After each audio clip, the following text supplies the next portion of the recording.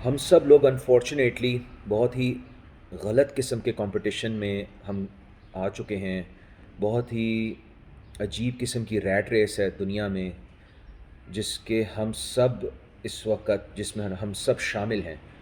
اور انفارچونیٹلی مسلمانوں کے لیے یہ ریٹ ریس کسی بھی طرح سے فائدہ مند نہیں ہے. ہم لوگوں کا جو کمپٹیشن بن چکا ہے، جب ہم اسٹوڈنٹس ہوتے ہیں تو ہمارا کمپٹیشن ہوتا ہے کلاس میں سب سے زیادہ لائق لڑکا کون ہے، کلاس میں ٹاپ کون کرتا ہے، پڑھتا کون زیادہ ہے، کون سا جب اسکولوں میں ہم ہوتے تھے تو ہمیں ہوتا تھا کہ بیکن ہاؤس سٹی اسکول ان میں کون پڑھتا ہے، یا کون سے جو ذرا زیادہ مشہور اسکولز ہیں ان میں کون پڑھتا ہے.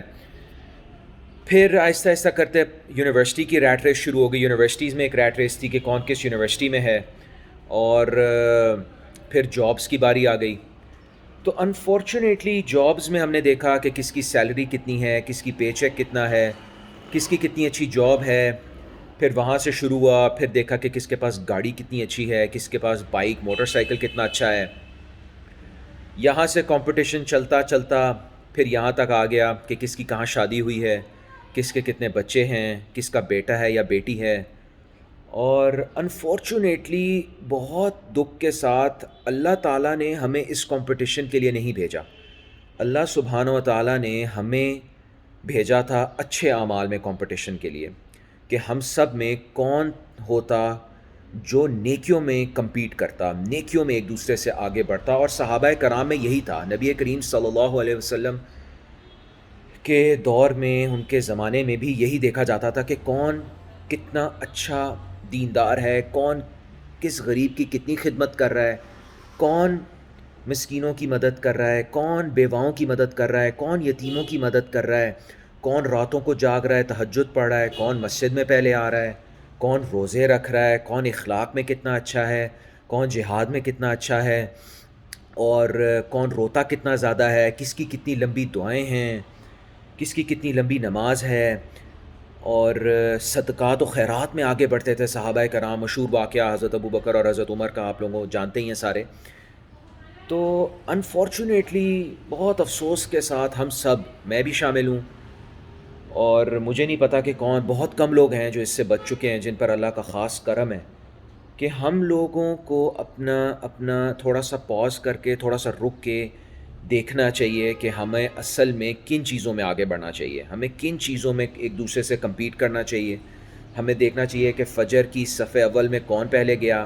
ہمیں دیکھنا چاہیے کہ کس کی کتنی جماعتیں، آج اگر کوئی لڑکا ہے تو اس کی کوئی نماز مس نہ ہوئی ہو، کسی نے اپنا ٹیمپر کنٹرول کیا ہو، کسی نے کسی پہ ناجائز غصہ نہ کیا ہو، اپنے والدین سے بہت عمدہ اخلاق والے لوگ ہوں، کس نے اپنے والدین کے ساتھ بہت اچھا سلوک کیا ہو، کس نے اپنی بیوی کے ساتھ بہت اچھا سلوک کیا ہو، اینڈ سو آن. جتنے بھی نیک اعمال ہیں، کس نے اپنے بہن بھائیوں میں اچھی باتیں کی ہوں، صلہ رحمی کی باتیں کی ہوں. تو ہم لوگوں کو اس میں کمپیٹ کرنا تھا، ہمیں صدقات و خیرات میں کمپیٹ کرنا تھا. بس افسوس کے ساتھ کہ ہم غلط کمپٹیشن میں لگ گئے، کیونکہ جب ہم نے آنکھ کھولی تو میٹیریلزم کا دور تھا، اور ہم لوگ جو ہماری آنکھیں دیکھتی تھی میڈیا کا دور ہے. ہم یہی دیکھتے ہیں کہ کون کتنا آگے بڑھا ہے، کس کا کہاں پلاٹ ہے، کس کی کتنی سیونگ ہو گئی، کس کے پاس کون سی اچھی گاڑی ہے، کس نے کتنا اپ گریڈ کر لیا، کسی کا سیل فون کیسا ہے.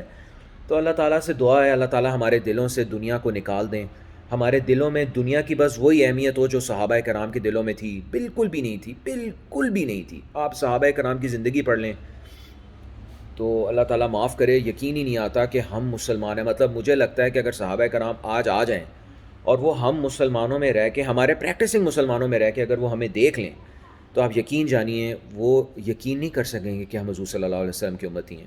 میں نان پریکٹسنگ کی تو بات ہی نہیں کر رہا ہوں، میں پریکٹسنگ مسلمس کی بات کر رہا ہوں، جو ہم لوگوں کا حق مار دیتے ہیں، جو ہم لوگوں کے پیسے مار دیتے ہیں، لوگوں کو ٹائم پہ پیسے نہیں دیتے، لوگوں کے پیسے دبا کے بیٹھ جاتے ہیں.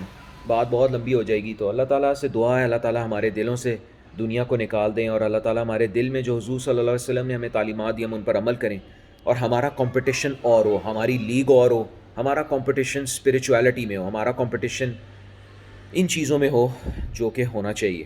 اللہ تعالیٰ رحم فرمائے.